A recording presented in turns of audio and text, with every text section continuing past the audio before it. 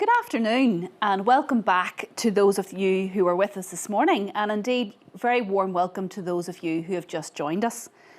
If you're not aware from this morning, I'm Dr. Elizabeth McGowan and I'm one of the science directors in AFBI, and I'm really delighted that over 400 of our colleagues, customers, partners, friends have been able to join us today on this the AFBI Science Outlook Conference. So this morning we enjoyed really fascinating presentations from our animal health team, and that really focused on the interactions between animal and human health. And we had Professor Miles Carroll from Public Health England complementing the team there. And really it did scare the life out of us, the amount of threats with regards to microbiology and virology that are out there. But equally we were assured that the level of surveillance and diagnostics, and indeed the advances in interventions and surveillance and diagnostics, is very much there to protect us going forward. And that area of work really aligned with one of AFBI's key science areas of protecting animal, plants and human health. This afternoon then, we're going to talk about modelling and managing our ecosystems to drive future sustainability. And we'll hear a little bit more about this session in a minute, but that really aligns with our second very important area of science, which is enhancing the natural and marine environments.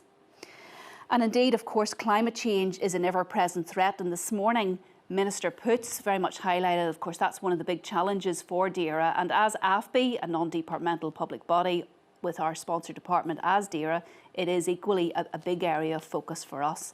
So I'm sure that this afternoon's session will bring you a greater level of knowledge around that modelling and managing data to actually inform those decisions.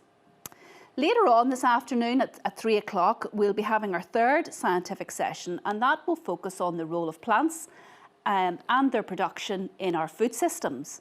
And indeed that then aligns with our third main area of work in AFBI, which is leading improvements in the agri-food industry. I'd also like to draw your attention to our very recently launched Science Impact Booklet for 2020. And indeed, it has a good number of articles in it, and that complemented with the proceedings of today really show the breadth and depth of AFBI's work across those leading, protecting and enhancing agendas, working with many, many partners, both locally, nationally and internationally. So if you did miss any of the sessions this morning or can't make this afternoon, this all will be on YouTube later on, and we'll be able to share those links with you. So I hope you are suitably refreshed after the lunchtime break there and ready to ask plenty of questions into this second session.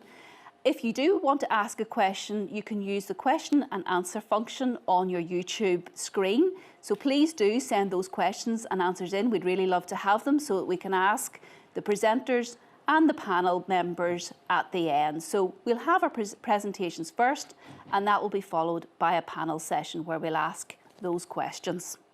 But for now, I am delighted that we have Mr. Conor Macauley with us today to chair this session around managing and modelling.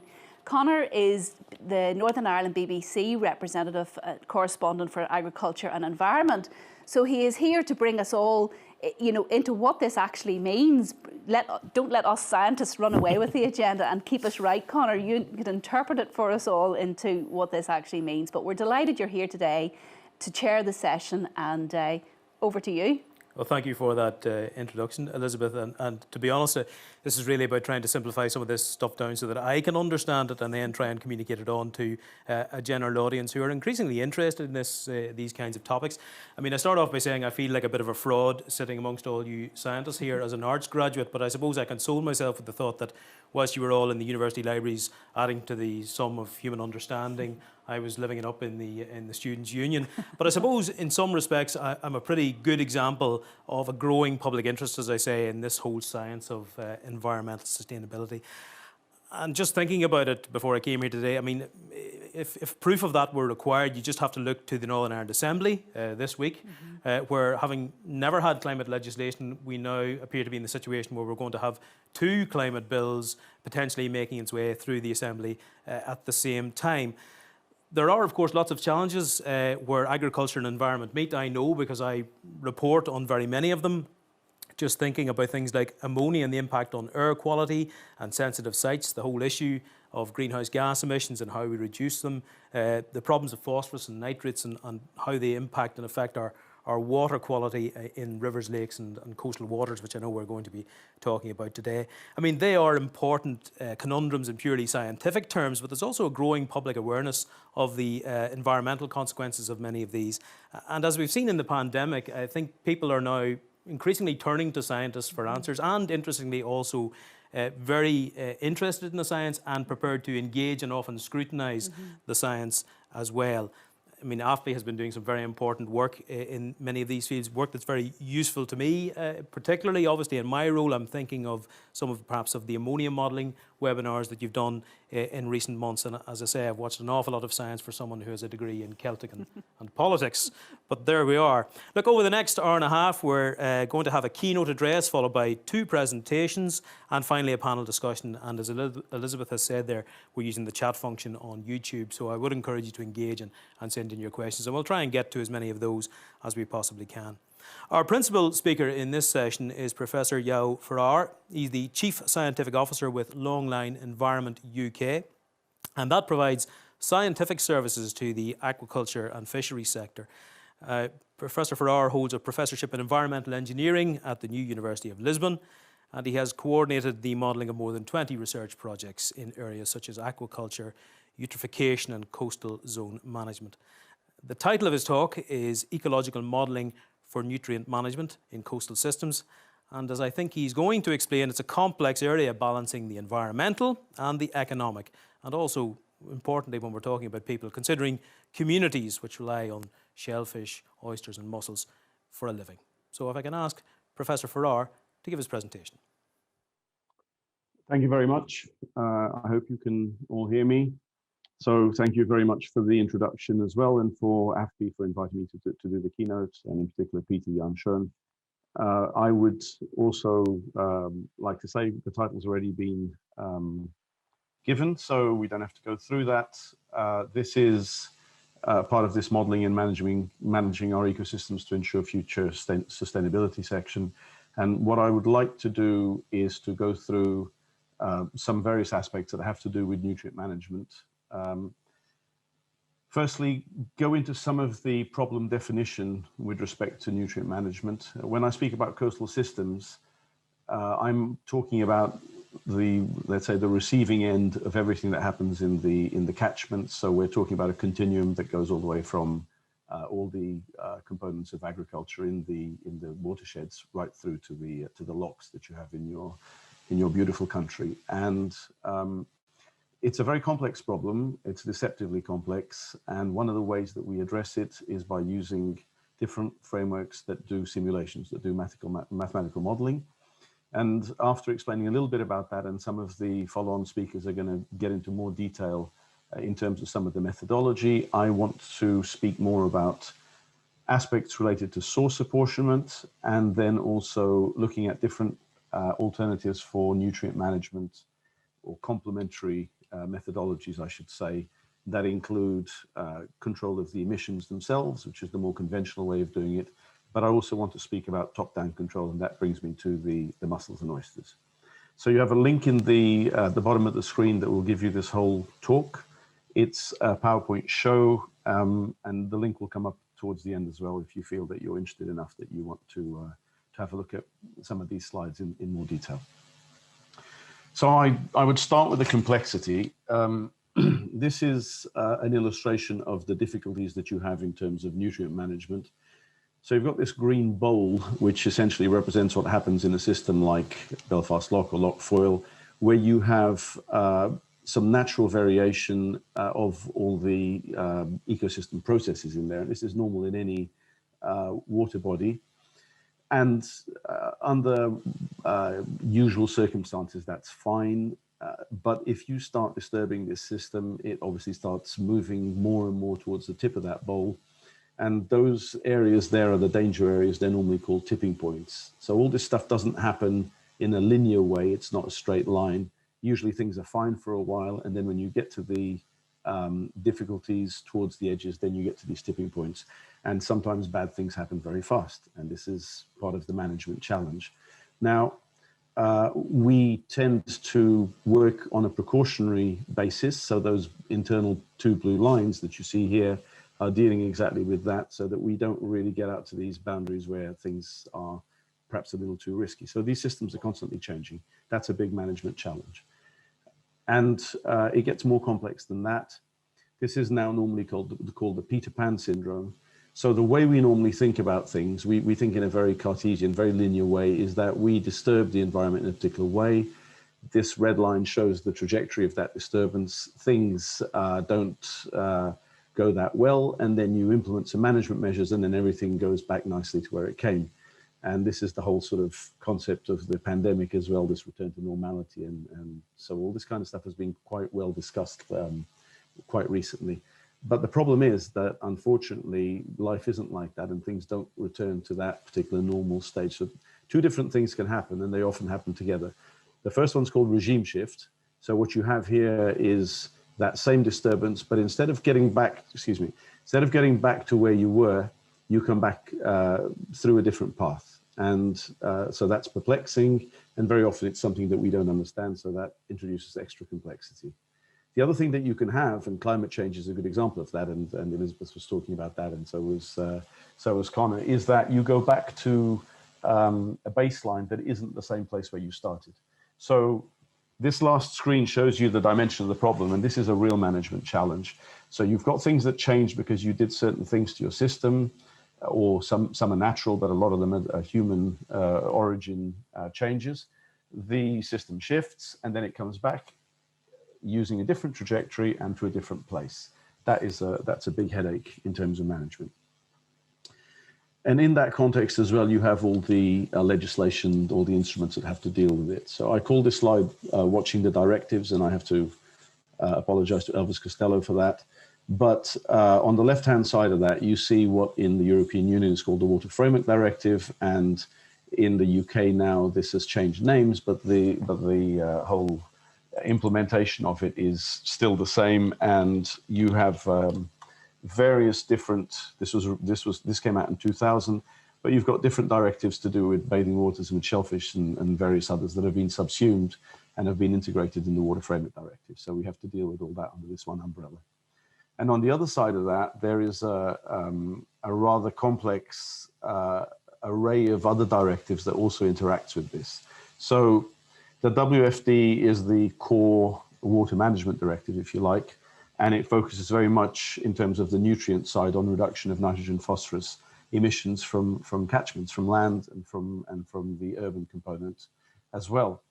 And that leads to less algal growth, so less eutrophication, which is one of the desired objectives, but it also leads to other aspects, because you get less plants, so you get less food for the animals that eat them. And they would include these mussels and oysters of which we've been speaking, and also, of course, birds that often consume some of these animals. So if you comply with the WFD, you can find yourself in a situation, and there you see the complexity of the whole issue of managing this, where you have less food available for birds, less income for shellfish farmers. And this has caused problems in various parts of Europe, and it's caused some social unrest. If you've got issues that lead to social impacts, they may, for instance, result in loss of employment for shellfish farmers and so on and so forth. So this is complex. The trick is to try and keep legislators, environmentalists, farmers on land and water happy. And this is not an easy thing to do. So when you look at the way you manage such systems, you think of it in this kind of framework. A lot of this work has been done by people like Professor Mike Elliott from the University of Hull. This is a conceptual framework that deals with drivers. So these are the things that cause the pressures, and those pressures then will affect changes to the state of these locks and so on and so forth. The things that concern me today in this particular talk. And those changes in state have an impact, and that impact is we're talking about a human impact here. The impact might be on tourism, on fisheries, on agriculture, on various things. I can't go through these things in detail, but you'll have the slides to look at if you're interested in the detail. I just do not have time. But the impact then typically results in management action, which constitutes the response. And so this circle will go round, and this is a management scheme. The difficulty is that the connections between these various components are not linear. So although this looks like the perfect management system, it's not that useful unless you start having tools that you can use to do some of the analysis and the calculations that need to be done to understand these effects. And this is the kind of thing that I want to speak to you today about. This is a bit of a horror diagram, a horrendogram, but again, I'm not going to go through it in any level of detail. I just want to cherry pick a few things. Any system like this, which is a system which uses models and other components for ecosystem-based management, relies on a strong component of field work. Nowadays, that involves sensors as well, etc., and geographic information systems. GIS is all the rage for various things, and big data, which is another thing that's become very popular. On the modeling side, we deal with what happens in the catchment itself. So we're using a model called Swot, which is an American model. And that model will tell us, I'll show you some examples later of that, will tell us about where things come from that are preoccupation in terms of ecosystem health, and they include nutrients. Obviously, we have to include the urban component, the urban loads, but I'll go on to why in Northern Ireland that's also a problem with respect to the balance between agriculture and the urban component. And we have to describe how the water moves around, because without that, we can't do anything to try and understand the ecology of the systems as a whole. And as I said, together they constitute ecosystem-based management. So this is, we call this success. It's a system for understanding carrying capacity and ecology and social sustainability. So it's an integrated system. So what I'd like to just explain to you, because you look at all these different models and you probably think, oh, you could just pick the one. I would just like to mention that what we found over decades of doing this kind of thing is that nutrient management is a very complex problem, and you need these various different components to address it. And the different models address different problems. They use different time and space scales, and that's part of the trick. So you use these things and you work them together. You don't build some kind of monster.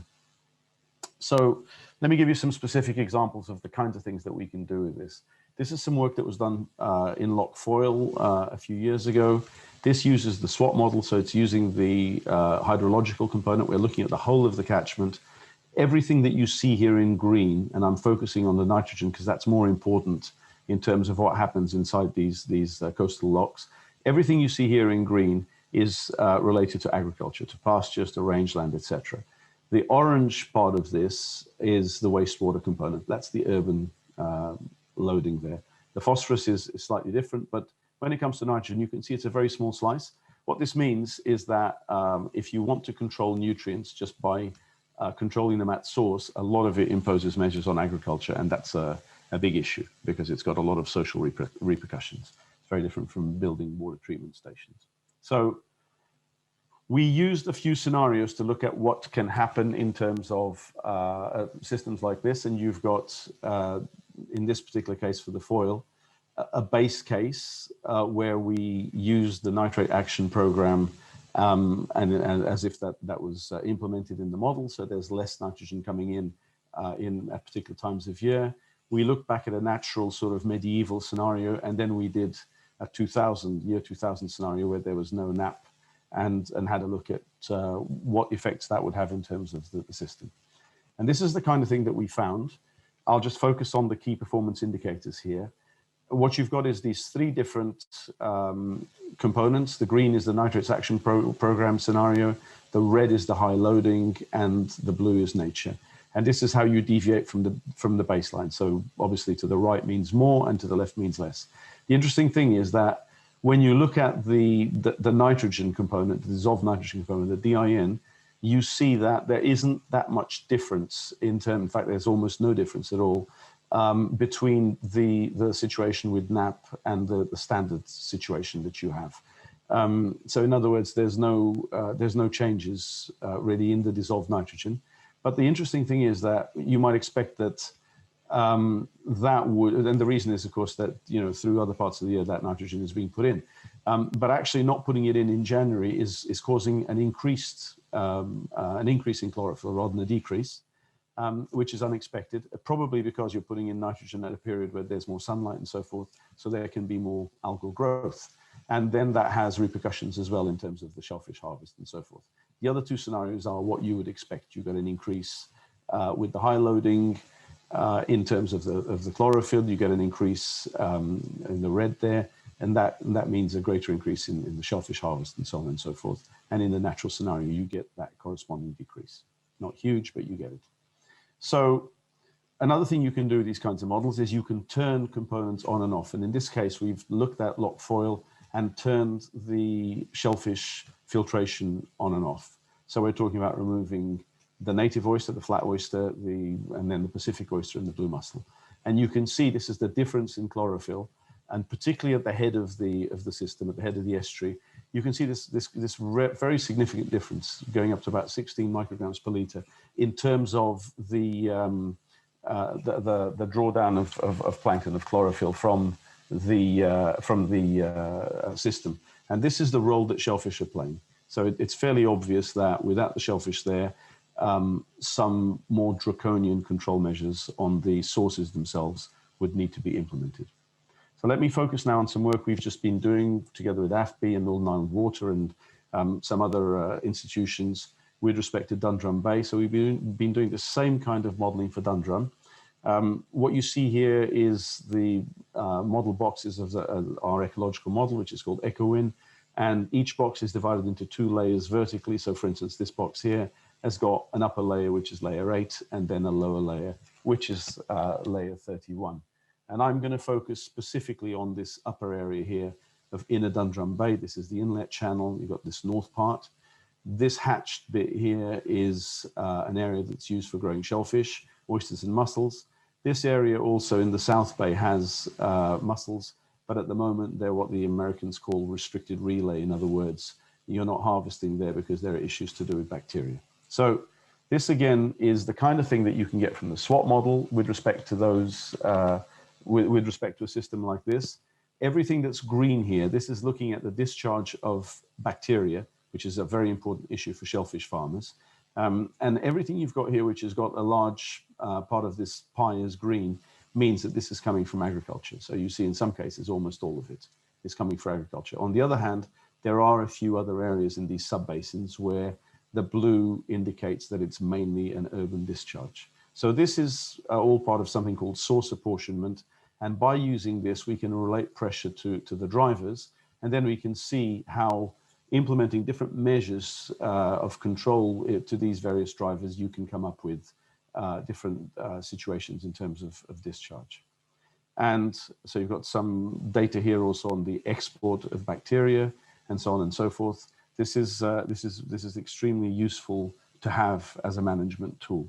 When we combine it with the ecosystem model with EcoWin, what we can do is we look at those discharges and we look at the consequences of those discharges to particulate organic matter and phytoplankton biomass. And partly this is because things like this particular parameter here is a key performance indicator for the Water Framework Directive, but also because these are important drivers for shellfish growth. And what you can see is that this is only the first 4 months of the year, so it's the months where you've got most rainfall, but you can see that you have these spikes here in POM, in particulate organic matter, and you've got chlorophyll spikes as well, these phytoplankton biomass spikes, and you can see them there.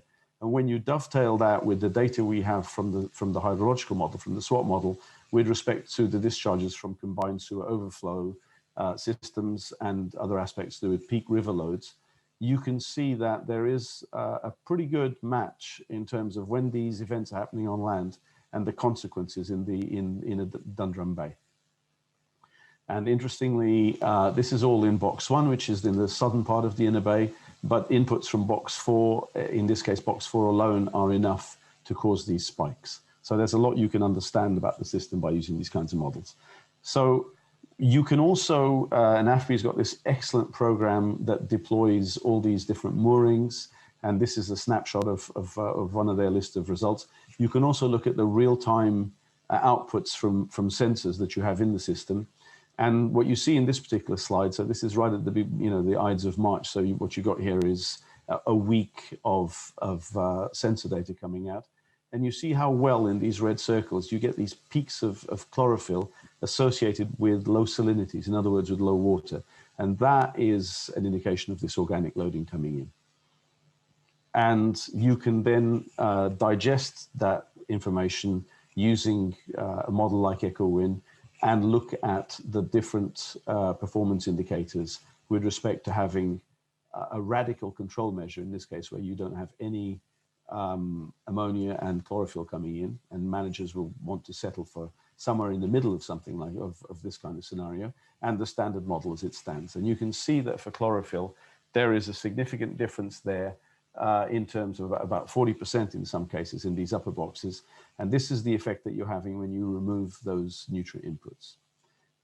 And you can also see, though, that, for instance, for the mussels, particularly more so than for the oysters, there's also a significant decrease of, again, about 40% because you don't have that nutrient input. So it's 6 and 2 3s. On the one hand, you're reducing the chlorophyll, and so you're ticking boxes to do with the WFD. And on the other hand, you are reducing the potential income of shellfish farmers because there's not as much food available to the animals that are in the system. You can also do an analysis of the opposite, where you would look at key indicators, again, for the Water Framework Directive, but this time you're looking at the top-down controlled scenario. So what you're doing is looking at what effect the shellfish have got on drawing down that chlorophyll. And this is very interesting, and it's actually underappreciated that you can have this ecosystem service from shellfish.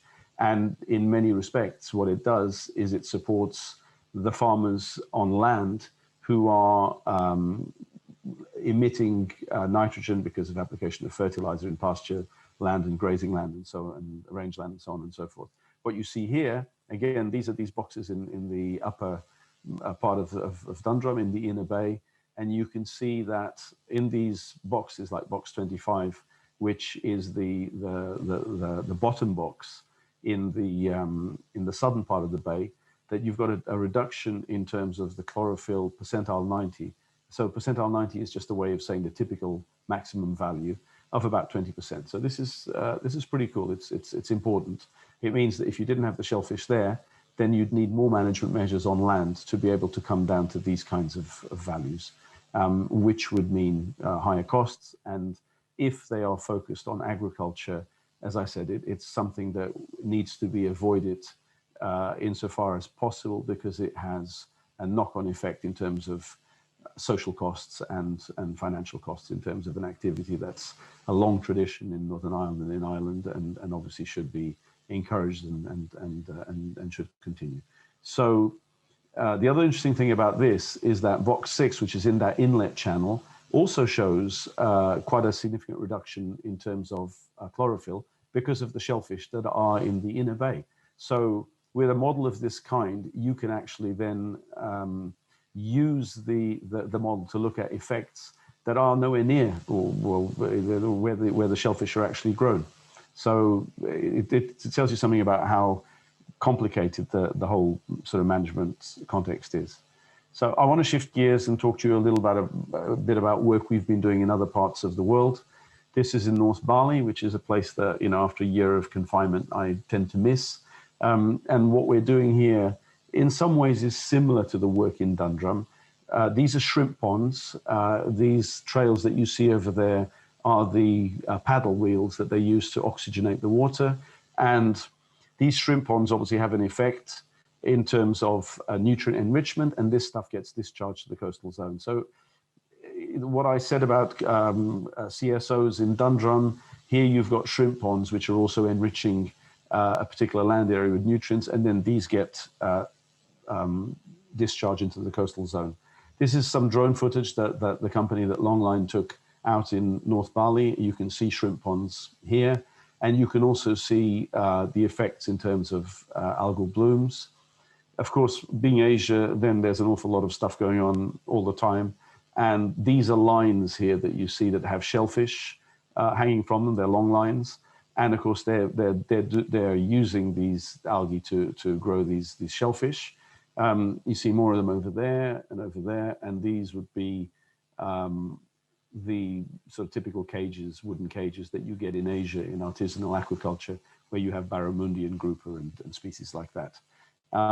So the type of things that we can look at are, for instance, what happens when these ponds discharge simultaneously. So you've got 100 and something ponds in this system, and then after a 90-day culture cycle, they empty they open the sluices and let the water out. So there's a spike of nitrogen going into and phosphorus and so forth going into the water. And this is with EchoWind, the kind of modeling you can do. You can see here the effects of that spike in terms of the algae, in terms of the phytoplankton. So something that's normally at about 0.5 micrograms per liter suddenly goes up to 7. So you're talking an order of magnitude difference. It doesn't last too long, but it can be responsible for things like fish kills. And to make these, rather dense images and model results a little bit more amenable to managers, we have developed a series of platforms. This is one that you can go on and have a look if you're curious about it. It's called aquascape.tech. And this is North Bali. Here you see that particular shrimp farm, so that, Asia's pretty enthusiastic about aquaculture, which is why a lot of the prawns we come from there. You can also see other types of aquaculture in here. This is a bay called Pegamitan Bay in North Bali. That's not so much the tourist part. And over here, you can then select different components that you can view. And what you see at the bottom is some outputs from Swot telling you about the nitrogen exports and phosphorus exports and so forth. So I'll just wrap up with a few comments for future outlook. The first one, I hope I've tried to make that obvious, that nutrient management in coastal systems is very complex because it's very difficult to evaluate the consequences of pressure changes. And so models like SWOT can be very helpful to assess these kinds of situations on the loading side, okay? But then you need to understand how that translates into what happens in the system itself, which is where you need the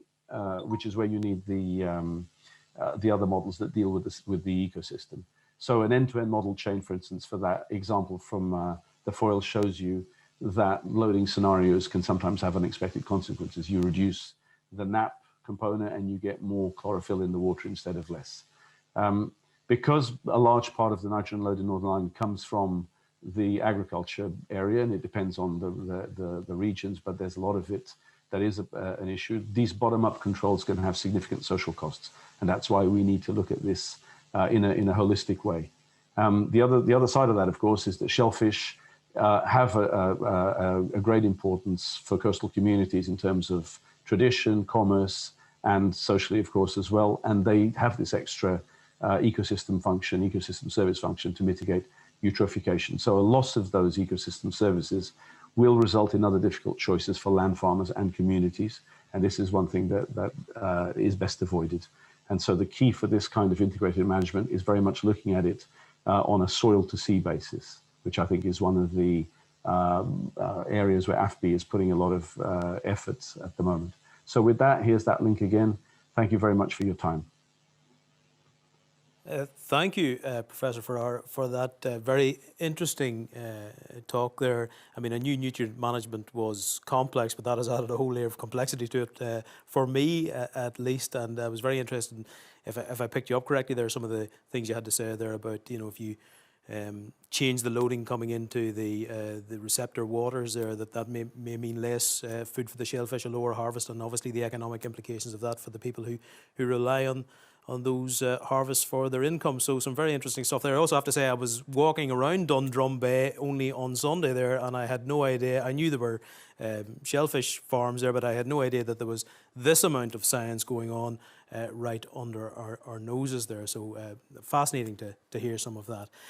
So we're going to have our next, or the first of our two AFBI presentations now, and this one is by Dr. Donnacha Doody. Donnacha is the Programme Leader for Catchment Science Research in the Environment and Marine Science Division in AFBI. He was the lead author on a recent report on sustainable phosphorus management in Northern Ireland, and his work focuses on managing land use in catchments to minimise nutrient loss to our waterways. So roughly on the same kind of ground there that we just heard a little bit about. But if I can ask Donnacha to come forward now and to give us the benefit of his insights. Thank you, Conor, and good afternoon, everybody. So I'm here to talk about environmental modelling, and before I go any further, I'd like to just acknowledge my co-authors on this because they are the experts on these environmental models. What I'm just trying to do here today is to demonstrate how these models are delivering impact for the agri-food industry in Northern Ireland. I want to do that and focus on three different parts of this. I want to first consider the functions of these models. Models can be used a whole range of functions, and Joao has just outlined some of those. We can use them for scenario planning, looking at how climate change might impact on land use in the future. We can use them in terms of evaluation of interventions, and interventions such as the nitrates action program. How well is that working? We can also use it for targeting interventions. Where can we get best cost effectiveness for our interventions? And we can also think about trade-offs. Where do we need to think about trade-offs between the delivery of different ecosystem services? And these models deliver impact in different ways. A lot of the models we use inform policy and help to make decisions at national scale, but they're also increasingly being used at farm scale to help change practice. And I think more recently we really are looking at it as a knowledge transfer tool and a stakeholder engagement tool, and helping up also to develop decision support tools. And finally, I also, for each of these models, I want to consider the outlook. What's the next step and the future developments for these models, and how can these models inform decision-making and make contributions to decision-making around, for example, the green growth strategy.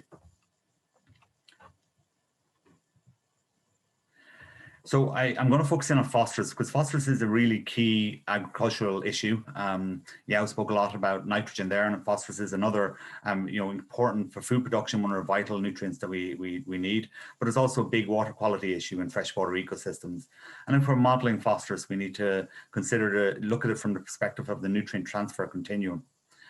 The nutrient transfer continuum is made up of 4 components. You have the source component, which is your slurry and your fertilizer in the soil.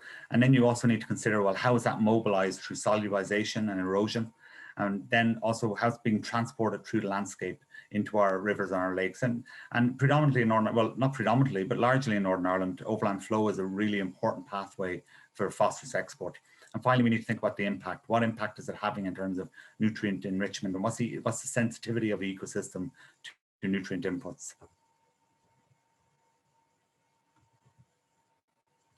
And modelling occurs at a whole range of different scales, and there's phosphorus issues at a whole range of different scales that we need to be considering, and both at spatial and temporal scales. We've got the very fine scale processes that happen at soil scale and happen in seconds and minutes. You have the farm scale processes, for example, where we try to model nutrient surpluses and nutrient balances on farms on an annual basis. And then you can look at regional issues around the redistribution of phosphorus across the region. And increasingly we're looking at national and global scale issues around phosphorus in terms of phosphorus availability, in terms of the cost of exports and imports, and how that might, how commodity prices change in terms of phosphorus availability and so forth. The first model I want to highlight here is a phosphorus substance flow analysis model. This was work that we did through the Refocus project and with Lancaster University and a colleague there, Shane Rothwell. And this is a very complex model, and I don't expect you to see all the detail on screen here. I'm just going to zoom in on the agricultural component of this model, because this is where a lot of the phosphorus in Northern Ireland is located. This is a really important model in terms of scenario analysis, looking at future options for sustainable management of phosphorus in Northern Ireland. And we did that through engagement with stakeholders, developing up scenarios and asking for stakeholder input into how those scenarios might work in Northern Ireland. It also gave us a very important baseline in terms of quantifying the stocks and flows of phosphorus within the food system. So going forward, we can see how that changes and see how we're moving in terms of sustainable phosphorus management. In the future, I think what we're looking at here is, carbon and nitrogen are also key nutrients that we need to be concerned with, and how can we use the substance flow analysis to balance trade-offs between carbon and nitrogen and phosphorus management. a model like that, substance flow analysis, it's very, very valuable for scenario analysis, but it doesn't really start kind of helping you to identify mitigation strategies. And for that, we need to come down a scale and regional scale, or even down to townland scale. And this is work that's being done by Anya Anderson, originally through the Refocus project, and now as part of her PhD with Queen's University. And in this particular piece of work, Anya is using GIS spatial analysis to evaluate the constraints on manure redistribution in phosphorus in Northern Ireland. And in this case, Anya was looking at that, there's an 8 kilometre kind of radius where it's cost effectiveness to redistribute slurry. And if you look at that constraint, what does that mean for the surplus in Northern Ireland? Well, it means we still have a substantial surplus in terms of phosphorus in Northern Ireland. And this sort of information is really important in terms of decision making at national scale. And going forward, Anya's work, will be very much focused on beyond the gate management of nutrients and phosphorus, and helping to target infrastructure related to anaerobic digestion, related to nutrient stripping, or related to processing of manures. Catchment models is something that Joao spoke about there in terms of Swot model, and Heather is also going to speak about the Swot model. Catchment models are hugely flexible models, and there's a whole range of different types, and we've used a number of them here in Northern Ireland. The one I want to focus in here is the SLAM model. It's work that my colleague Russell Adams is carrying out as part of the Catchment Care project. The SLAM model is from the Environmental Protection Agency in the south of Ireland. And Russell has adapted it for use here in Northern Ireland. It's a source apportionment model. Joao has already outlined what source apportionment is about. And what we're trying to do here is, in the Blackwater catchment, identify what is the load reduction required from agriculture to achieve the targets of the Water Framework Directive. If we can identify that load reduction, we're also looking at, well, what changes can be made in agriculture in terms of agricultural and nutrient management practices. And then we're linking that into a farm scale economic model. So we can say, well, these changes are going to have a percent reduction in farm productivity or farm profitability, or it will increase profitability. So that sort of information is really important when you're looking at managing trade-offs between productivity and environmental targets. It also, this SLAM model has given us an important tool that we could help us manage cross-border catchments. Going forward, I think it's important that we start kind of, having more fine-scale source apportionment between sectors and also within agriculture. Agriculture isn't just one source. It's made up of slurry. It's made up of farmyard sources. Made up of soil sources, and we need to be able to source apportionment between those different sources to help us target our mitigation measures more effectively. One of the sources I mentioned there was slurry application. And the reality, unfortunately, in Northern Ireland is that slurry, it's a high risk environment for slurry management. That's because, a high percentage of our soils are high risk for runoff. And we also have a high frequency of rainfall occurring in Northern Ireland. So that's a challenging environment for farmers to manage slurry. And there's been a whole number of regulations that have been implemented through the Nitrates Action Programme, and we need to show the benefits of that Nitrate Action Programme. And to do that, we use a model called Surface, which simulates slurry applications at field scale. And the graph you see here shows in the black line, it shows if we had no restrictions on slurry spreading in Northern Ireland on a daily losses, what would that look like? And the red line is when you implement the Nutrient Action Programme. And there is a significant benefit to be from the Nutrient Action Programme, and also not only the restrictions on applications, but also the close period results in significant improvements in terms of nutrient loss. And again, this is very important for informing decision making at national scale. But also, I think this information has been very important in showing farmers that the efforts they're making is making a contribution, is helping to improve water quality. Going forward, I think what we're trying to do here is how do we make this sort of information available to farmers? It's all well and good us being able to model it at field scale, but we need to make that information available to farmers so that to improve their management on the farm. And that sort of work has already started through work that's been done by Rachel Cassidy through DAERA funded projects, and looking at mapping high risk areas for runoff and for the slurry application and nutrient loss. On the left hand side here, you can see a map of the yellow and red areas are the areas where runoff is occurring from the landscape. And on the right hand side here, you see a map that Rachel produced for farmers in the Upper Bann and other catchments. And it's showing those farmers, where where they shouldn't be spreading slurry during rain, during wet periods, or where it's high risk in terms of phosphorus loss, and also helps us to target interventions, riparian zones and so forth in the landscape. This sort of work has the potential to significantly improve management on farms and to change behavior in relation to slurry management.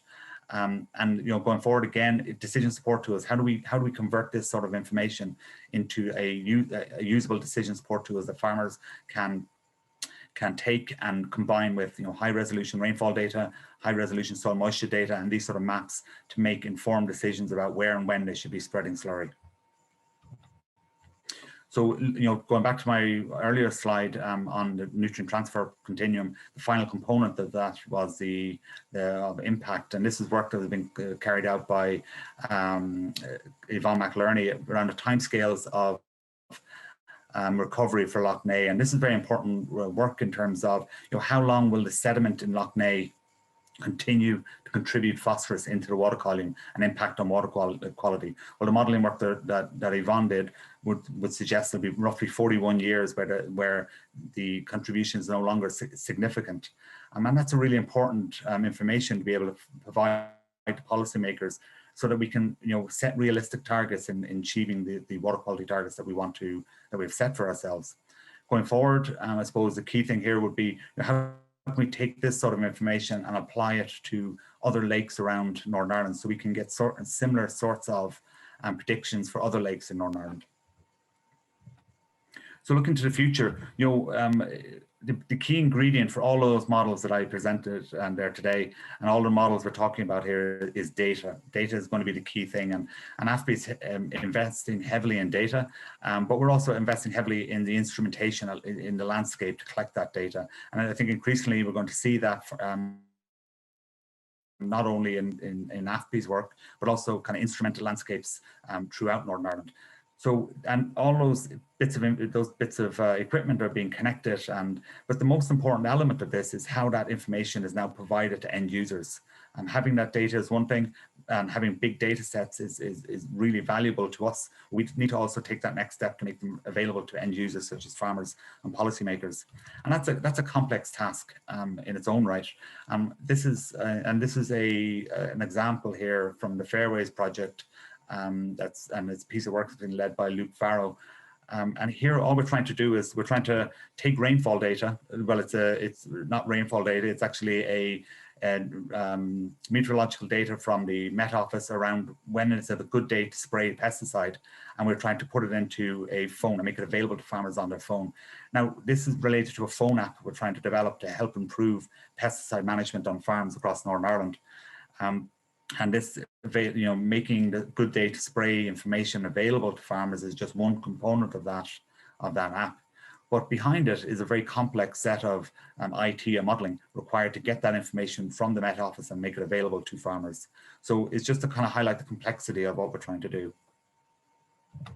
So finally, just to summarise, I suppose the gold standard, what we're trying to achieve here in Northern Ireland, is sustainable intensification. And there's a number of challenges related to that. And one of the big challenges I see is that for a long time, environmental innovation and decision-making has lagged behind agricultural innovation. And therefore, very often we're trying to retrofit solutions to a situation where there's already impacts already have occurred, where you already have an impact on air quality, water quality, soil quality. And models can help us overcome that. Firstly, what are models delivering? Well, they're helping us manage variability better. There's a huge amount of heterogeneity in the environment, different soils, different temperatures, different rainfall intensities, and that heterogeneity can be very, very complex to manage. Models can help us do that, and it can help us target interventions where they're best suited in the landscape. Also, as I mentioned, because environmental decision making has lagged behind agricultural decision making, very often we're retrofitting solutions. Well, we need to use models to try and prevent those impacts happening in the first place, so help improve decision making going forward. And finally, we need to take the big data that we're collecting. We need to help reduce the complexity of that data and make it available to farmers, make it available to end users, make it available to policymakers, so they can make best use and help improve their decision making on the ground.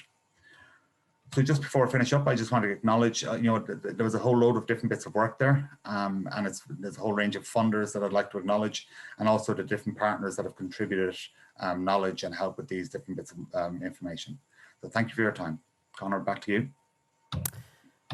Thank you, Donnacha, for that detailed presentation. I mean, I've done a couple of pieces on water quality. I did a big piece last year all about the environment. Water quality was one of the things we chose to focus on. And my experience from talking to farmers is farmers really do want to do the right thing. They want to help. I think in some cases, perhaps they just don't necessarily have the correct information or indeed the correct tools to perhaps identify the problem areas on their farms. That's why I think, and I was saying to Elizabeth there whilst we were listening to some of that LiDAR technology could be very, very interesting to help people identify where the problems are. And I'm more than certain that people will be more than willing to put in the mitigations that they need to. And let's face it, with the figures that we have for water quality, where I think 30% of our rivers and lakes are in good status or above, it is really something that we need to address.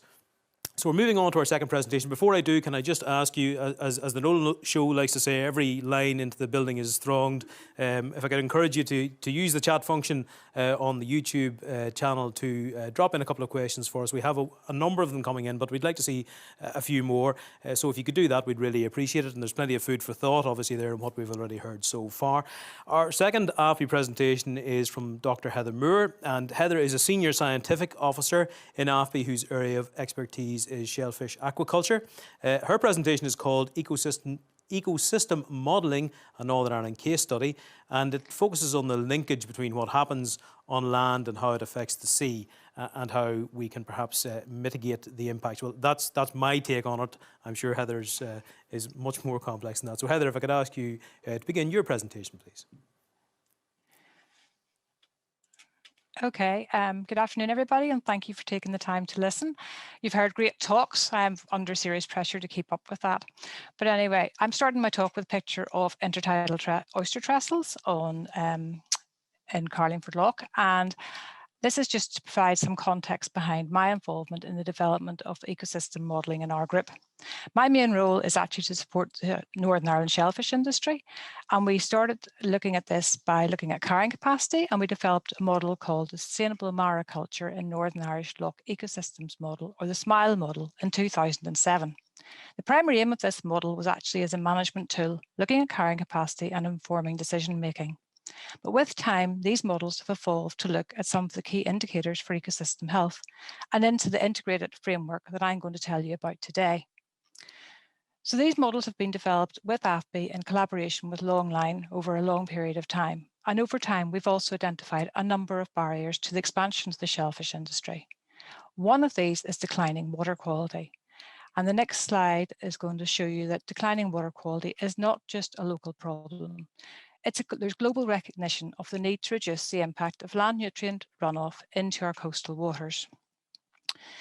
An increasing population exerts pressure on the environment for resources, and all aspects of our environment are suffering as a result. These impacts are seen in terrestrial and marine ecosystems, but the picture here shows more of the marine influences, where you can see there's a series of marine ecosystem stressors, many of which were mentioned earlier today, including global warming, and how the cumulative impacts of these stressors cause ecological effects. It also suggests that a holistic ecosystem approach to address these problems through planning and management recommendations can help. One of the recommendations from this project and many of the ecosystem-based projects is to look at the land, freshwater, sea planning. And what I'm going to talk about is a Northern Ireland example where we've applied the ecological modelling framework to look at this problem. Next slide, please. This shows two different maps. The one on the left-hand side of the screen shows the model catchments, so models that Donnacha was talking about and models that we have that I will talk about in more detail. So what we are calling the catchment to coast models. And the model on the right-hand side the map on the right-hand side of the screen shows you the different catchments that have been modelled in Northern Ireland through this approach, starting with the SMILE and EASE models and working through to the more recent models. The black circle shows you in Drum Bay, and that's the one I'm going to talk about in more detail. But there are also the Swell and the Living with Water projects looking at Foyle and Carlingford and Belfast Loch. Next slide, please. So to give you an idea of what this involves, You can see in the picture some of the sources and pathways of land-based contaminants and how they can reach our coastal waters. The sensitivity of the receiving environment will vary, as does the tolerance and the resilience of the ecosystem features there. For example, shellfish waters and bathing waters, requiring a lot more protection. And the schematic on the right-hand side, which fortunately Joao showed you earlier, so I can thank him for his great description of it, but it does show the framework of the different models that we need to try to model this complex situation. So the models that I'm going to talk about in more detail shortly are the hydrological and the hydrodynamic components. These environmental components function at different temporal and spatial scales, and this highlights the importance of an ecological platform that can integrate these different scales. As Joao mentioned earlier, data is very important to these models. They're a complex suite of models, and they require a complex set of drivers and also factors to validate and calibrate the models. Next slide, please. So the first model I want to talk about is the hydrological model. So Donnacha mentioned a number of different catchment models, and the one that we applied is the Soil Water Assessment Tool, or the SWOT tool. Nutrient inputs from agriculture and urban sources, some examples of which are shown on the left-hand side of the screen. So you can see grazing, you can see land management, so this is manure, but also fertilization, and in the bottom, 2 urban elements. The septic tanks, or the lots and lots of dots, and the other one is the wastewater treatment works in Dundrum catchment. So these kind of inputs can be simulated using the soil water assessment tool. And there are 2 main processes in the SWOT model. There's the land phase and there's the routing phase. So the land phase deals with climatic parameters that drive the model, agriculture and different land use parameters, and how this is routed down through what we call hydrological response units in the different subbasins of the catchment, and how this goes down to the streams and therefore to the rivers and to the sea. The routing phase takes into account the different elements, as you can see there. So there's waste elements and agricultural elements. So the most recent addition to the ecosystem catchment models was the integration of the wastewater component, which includes combined storm overflows, septic tanks, wastewater treatment works. This provides inputs that can be associated with the direct human population impacts on the catchment, and this feeds into the routing phase of the SWOT model. One thing of note is that the SWOT model also accounts for both diffuse and point sources directly into our coastal waters. Next slide, please. This slide presents an example of a SWOT model output, allowing us to estimate the relative contributions of urban and diffuse sources of contaminants from the catchment into the coastal domain. The different rivers bring different amounts of nutrients into the different parts of the coastal domain. It's very difficult to actually show you this because I can't point to it for you. But basically, you can see the different amounts of urban and diffuse sources going into 4 of the different coastal model boxes. So it's box 1, 2, 3, and 4. And you can probably see those numbers better than me, actually, because I can only see a very small view of the presentation at the moment. Anyway, the relative contributions of urban and diffuse sources differ depending on the nutrient that we looked at, with diffuse sources being the main contributor for nitrogen was from diffuse sources, whereas urban sources were the main contributor for phosphorus in Dundrum Bay. Adopting Donnacha's function, target, and outlook scheme helps to show how these models can be used. So the SWOT models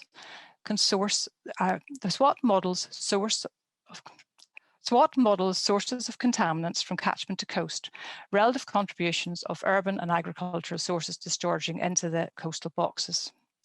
It helps to inform decision making, how the investment is best made going forward to achieve further improvements in water quality. And it can allow scenario testing for new policy goals and the impact of look at the impact of large infrastructure changes and potential for operational models going forward. Next slide, please. So the next model component to look at is the hydrodynamic model, and this was built to model the circulation of the outer and the inner bays and how these connect to the Irish Sea.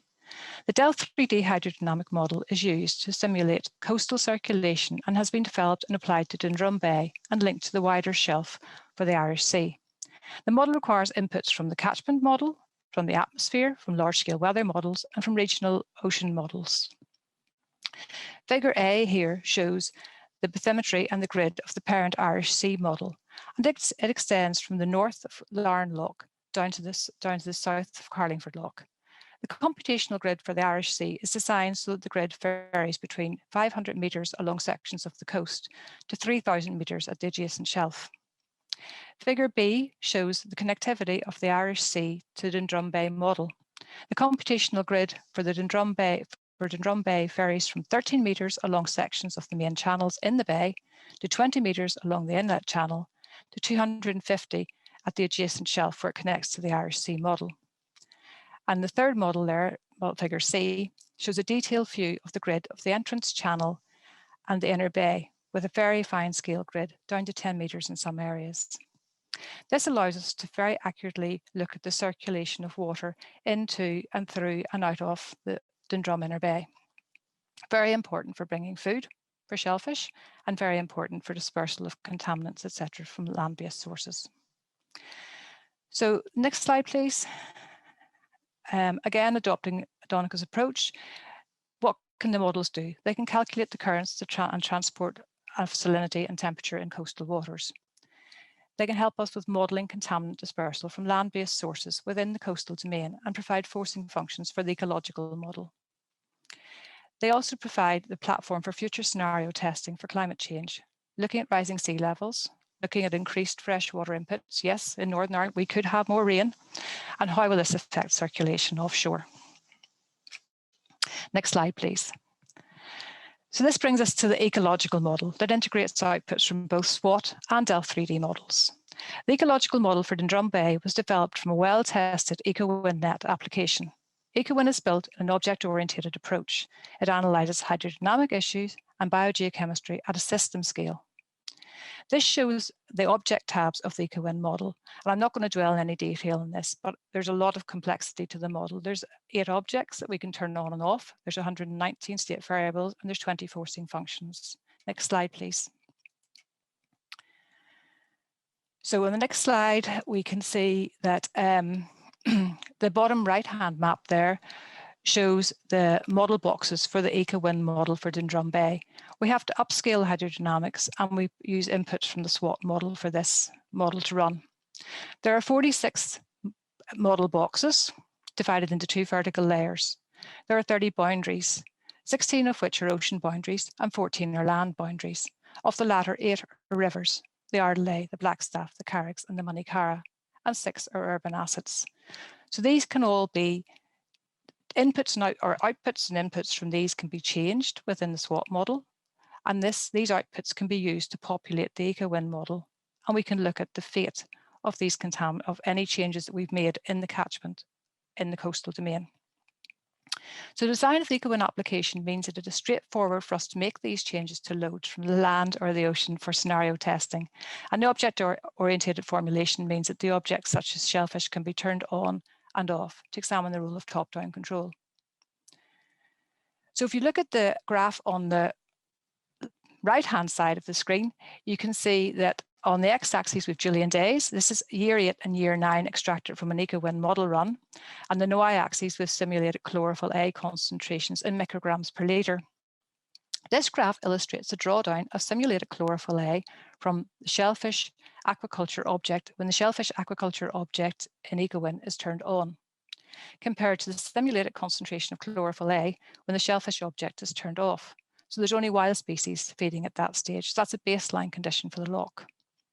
As you can see, the bioextraction of chlorophyll A from the water column by shellfish aquaculture improved the water quality in this model box from above 5 to 10 micrograms per litre, which was good status, to below 5, which put it up to high status, particularly apparent during the summer months. In this example, chlorophyll A is used as a proxy for phytoplankton biomass, yet another Water Framework Directive indicator.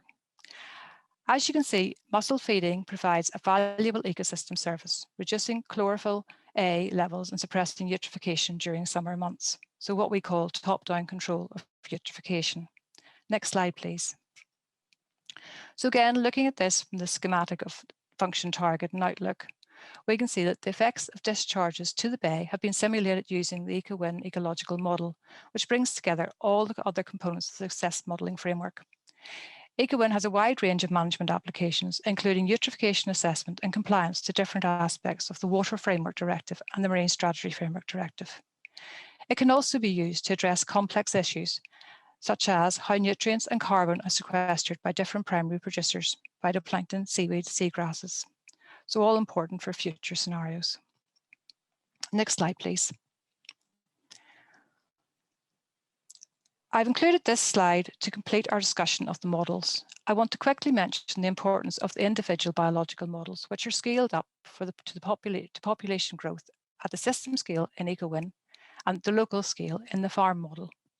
The individual shellfish models are based on net energy balance models, with the main gains and losses shown in the annotated muscle picture to the left-hand side of your screen. The farm or farm aquaculture resource management model allows us to upscale the individual models to a population in an individual farm or lease, so an individual aquaculture farm. And we can calculate the phytoplankton and the gross detrital carbon, but gross carbon, that can be removed by shellfish grown on an aquaculture farm as the water and therefore the food pass through the farm.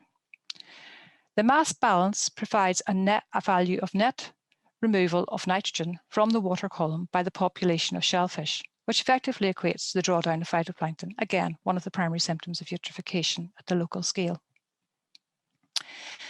The little diagram to the very right-hand side of the screen shows that about 28.5 tonnes per year of nitrogen were removed from the water filtration of algae in detritus, and this corresponded to a nitrogen removal of 8,748 population equivalents per year. This would otherwise have had to be treated by changes to agriculture practices or reduce emissions on land-based treatment to provide similar water quality improvements. So this introduces us to the concept of nutrient trading or mitigation through shellfish ecosystem services, which Joao mentioned earlier. So the next slide, please. So that was a whirlwind tour of the different models that make up the success model framework, and I'm exhausted, so I don't know about you guys. They're summarized here in the multi-model cascade, illustrating how the different models are coupled together in our catchment to coast modeling approach. It is important to note that models of this kind are very valuable since they can provide standalone answers to different questions, but collectively, these products will allow the definition of bay scale management measures, including scenario modeling, to meet the requirements of EU directives. So in summary, the success framework provides a model chain that allows managers to review options, both with respect to land use and coastal boundaries, and analyse the consequences of different options, be they bottom-up, i.e. source, control of emissions, or complementary approaches, such as the enhanced shellfish culture for top-down control of eutrophication. And the one before final slide you'll all be glad to hear is the next one. So a bit of an outlook. Ecosystem models help to determine the fluxes of pollution, the impacts on our coastal waters, and as such provide one tool to help with the adoption of ecosystem-based management approach. They inform decision-making on best management practices to achieve further improvements in water quality, and they help to inform policy and management recommendations made for the catchment, which will have impacts on the freshwater and the marine aquatic ecosystems. Beyond catchment management, they can help to inform trade-offs, which we've heard a lot about earlier, between the costs of conservation actions, both on land and in the sea. They can also help look at scenarios for the future, climate change impacts, societal choices, trade-offs, environmental policy, and what water companies can do to make the best use of their resources. There's lots of questions that this has probably brought up, and I hope that we can address some of them later.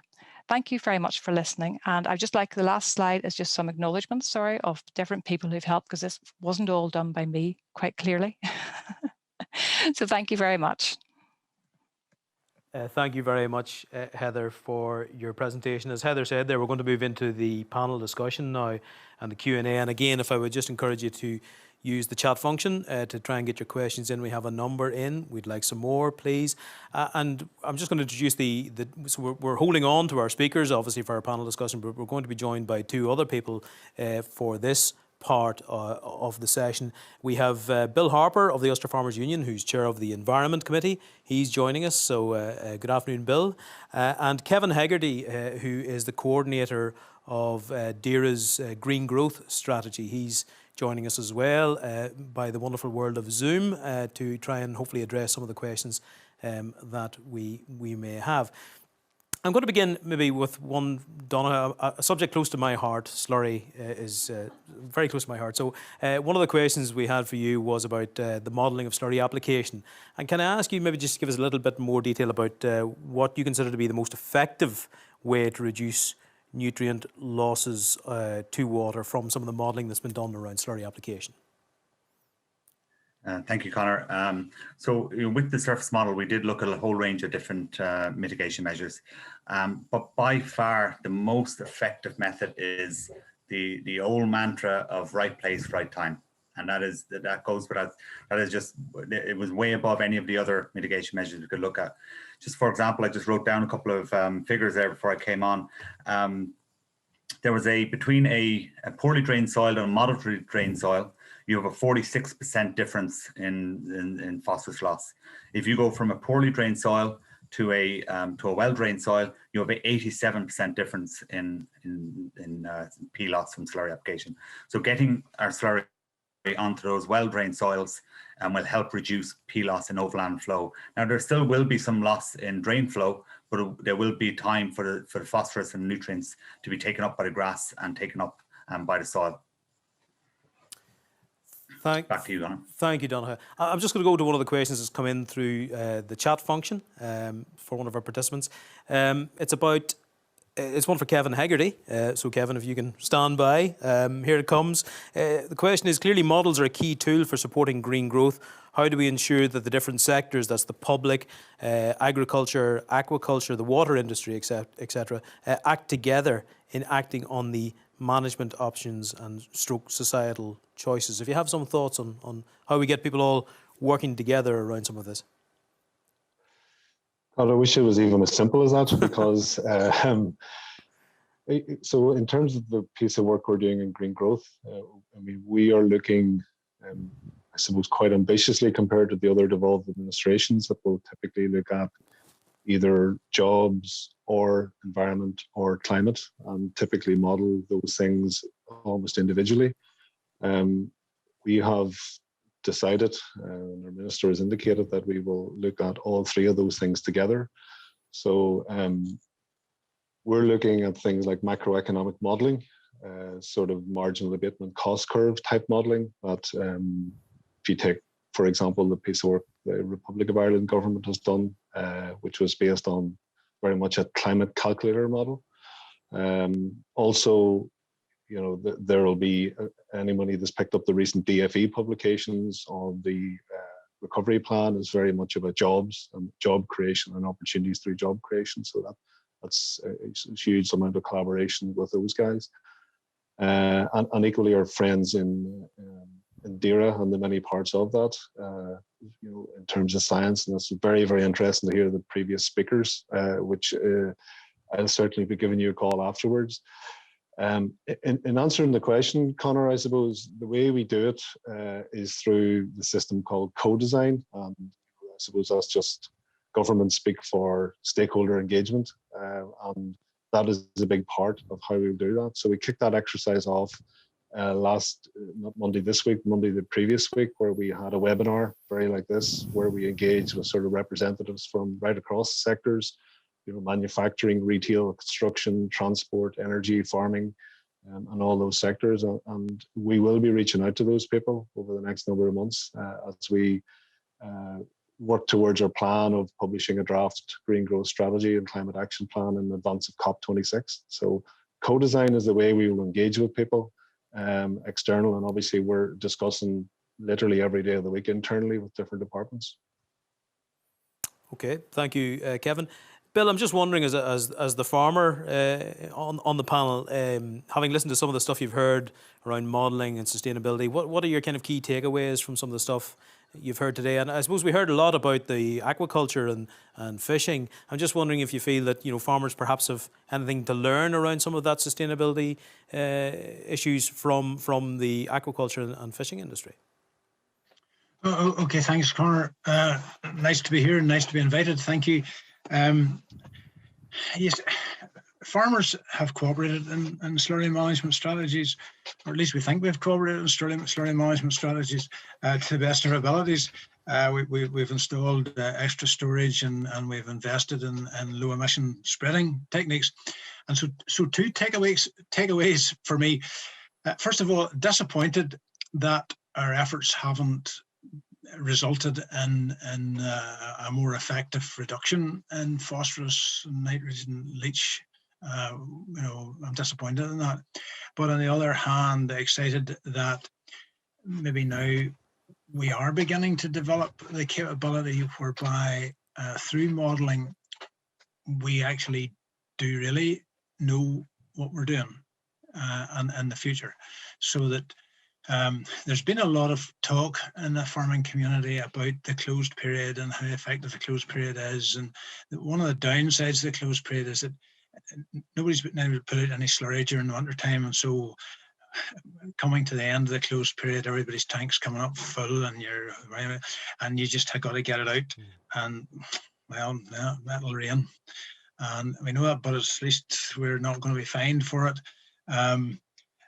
Sometimes, and it's maybe not often, that's maybe a bit overestimated, sometimes in February, ground conditions are, or sorry, in January, ground conditions are quite dry, and you think, we could maybe spread slurry.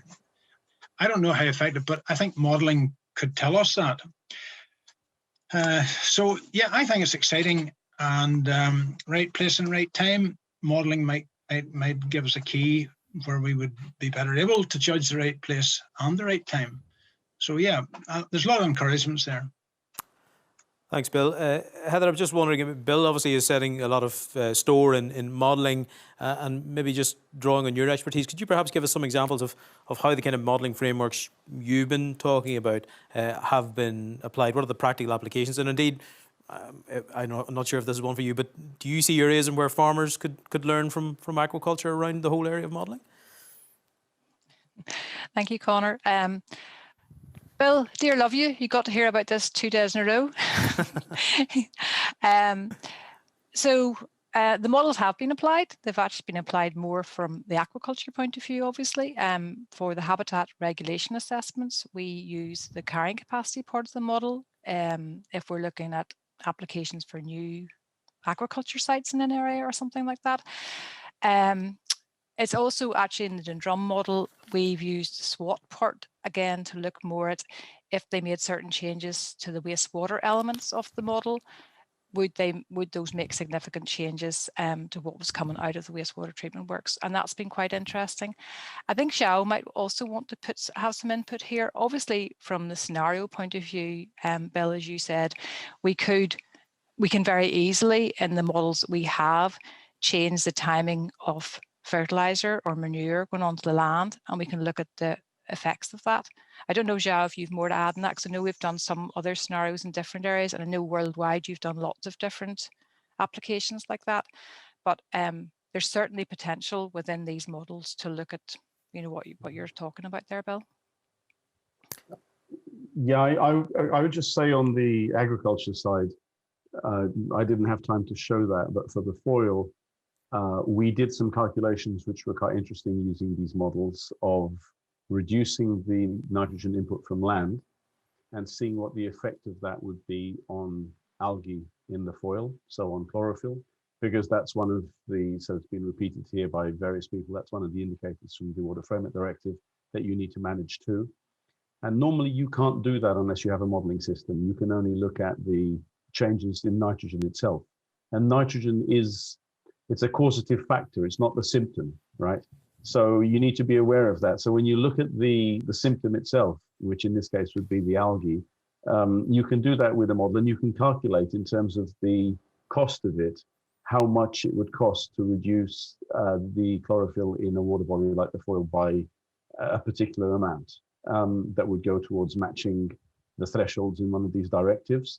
And then you can also look at the alternative to that, which is to look at how the shellfish component is also doing that and put a cost on that as well. And so that's an example of taking that straight through onto the economic side and trying to illustrate, where that balance might be in terms of reducing in one place or increasing in another, and so on and so forth.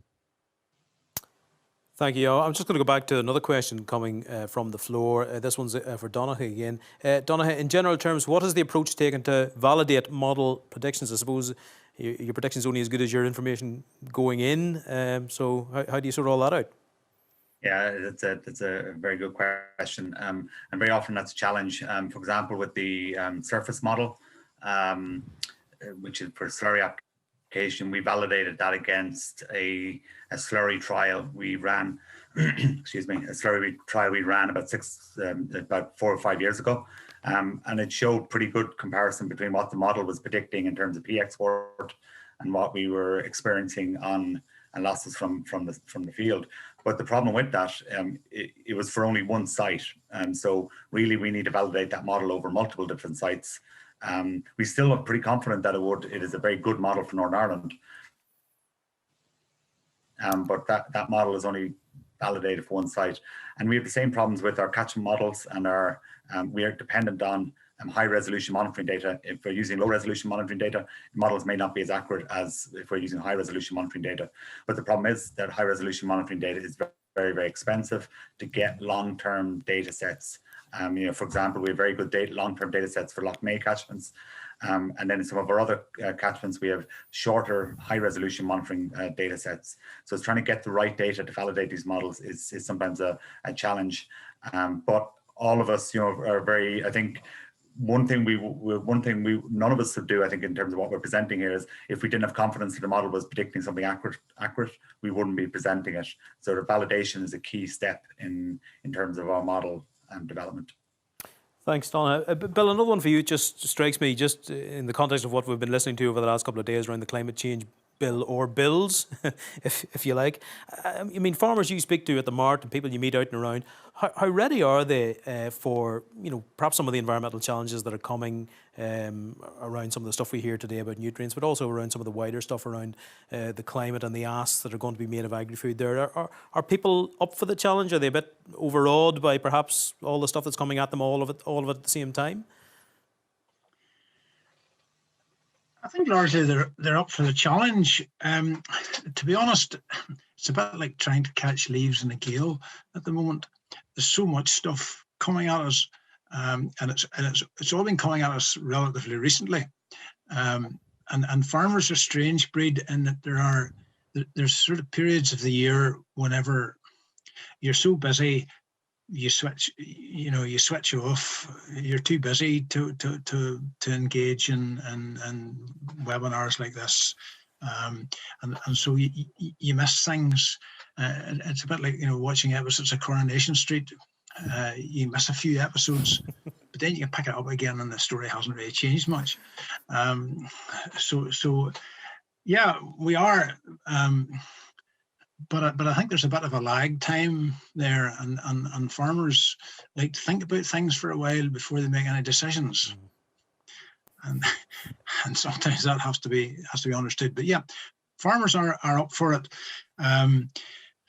Sometimes we get what we appear to be a bit of a missteer from the science, and it's sometimes not well targeted and not well used and not well presented.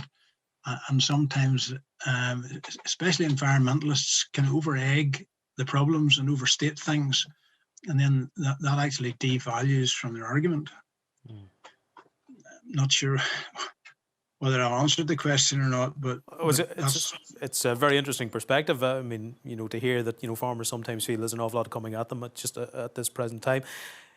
Joao, if I could perhaps just turn to you just on the climate issue, and we're coming towards a close here, and I'm going to hand over to Elizabeth very shortly, but just maybe perhaps as a final thought, in terms of the modelling, just when we're talking about climate, can we use some of this modelling to help us, understand the whole carbon conundrum a little bit better, do you think? Yes. We've done quite a lot of work on that, and in the context of the work in Northern Ireland, It's more about empowering the people at AFBI and other institutions that are going to be using these models to be able to do it themselves. Because we're the whole point. We're a technology company, so we're not really in the business of saying, okay, now give us another contract to do this for you. So the idea is that that stuff goes across and stays there and adds value within Northern Ireland. We've worked in the context of European research projects in Horizon 2020 doing exactly that. On the aquaculture side more. So that it's very complex. And so I take Bill's comments to heart. And sometimes the narrative is not particularly well put forward. So you've got direct effects, which are fairly straightforward things to deal with. So if you're talking about shellfish, if the temperature increases, then they're going to change growth rates and so on and so forth. But you've got some other stuff that we've done quite a lot of work on, which is quite subtle. For instance, if you're dealing with disease, usually the pathogens that you're dealing with and the host, the animals that have to deal with that, or the plants, there's a certain overlap window, for instance, in terms of temperature. And of course, with climate change, that can shift. So you can have a different period of the year where you see that, or a longer period, or in some cases, if you're lucky, perhaps a shorter period. And that can make a big change in terms of the consequences of climate change. The other thing that I wanted to say specifically about the agriculture side, rather than the aquaculture, is that it is a complex thing to model, because it's not just a question of saying, oh, the temperature profile is going to change, because the rainfall or the precipitation is going to change, the seasonality of it might change, the extreme events will change. So if you're going to do that with Swot, or, and I'm sure Donnacha, is fully aware of all this as well, if you're going to do this kind of thing, you need to take on board all those kinds of things, so that then your model can give you a reasonable expectation of what changes you might expect.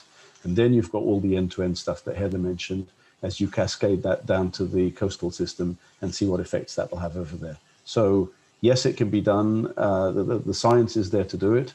It's just that I wouldn't like to oversimplify it in terms of the effort that goes into doing something like that. It's not, not a very quick fix type of thing. Okay. Listen, folks, time's against us. We're going to have to wrap it up there. It just falls to me to thank our speakers and our panellists for their contributions. I think what today has shown is the kind of complex nature of the interrelationships between environment, agriculture and economy. I think science obviously is going to have a key role in helping to deliver some of the answers we need to many of these big questions. There's, of course, lots of really detailed and interesting work going on. And I think it probably ultimately will help us to crack the climate and the various other environmental conundrums. So thank you for your participation, for your questions. Thank you again to our panellists and to our speakers. And I'll hand to Elizabeth to draw this session to a close. Thank you very much, Conor. So folks, that does conclude our second scientific session within our conference today. And from this session, it's very apparent that data and the effective analysis of that data and taking that data through to modelling and validation of those models is going to be a key scientific area in the future for driving sustainability throughout our ecosystems. And for Northern Ireland, that's going to lead to improved environmental health outcomes in terms of nitrogen, phosphorus, carbon, biodiversity in our aquatic and terrestrial habitats. And I suppose today what we wanted to really showcase for you was the advances that have been made in the aquatic world around that ecosystem modelling, because I do think there is some crosstalk between those frameworks and the progress that those industries have made over the past number of years with regards to how they interact with the terrestrial farms that we're closer to perhaps, and also how they may well be adaptive for the whole carbon piece going forward. So there are lots of models out there for carbon, but indeed I think the journey that aquaculture and fisheries have been on in the past 20 years is something to look to as well with regards to the journey that we're about to embark on to address holistic sustainability, as we talk about in AFBI, around driving net zero carbon, reducing our phosphorus burden, promoting biodiversity. So folks, thank you so much for your time, Conor. Thank you for chairing the session so well. It was a very interesting discussion. Thank you to Joao, Heather and Donnacha for your excellent presentations. Really enjoyed them. Thank you to Kevin and Bill for your insightful comments into the panel discussion and your time that you've taken today to really enhance this session through the panel discussion. So folks, that does draw this session to a close. We're going to take a 30-minute break now. But in that break, don't forget, if you haven't already looked at it, Science Impact Booklet is now on our website for 2021 and lots of interesting case studies there as well. Lots of them talking to the modelling and environmental piece. So to go get a cup of tea, stretch your legs, and please do join me back here at 3 o'clock for our third scientific session, which will focus on the role of plants and their production in our food system. So thank you very much, folks. See you soon.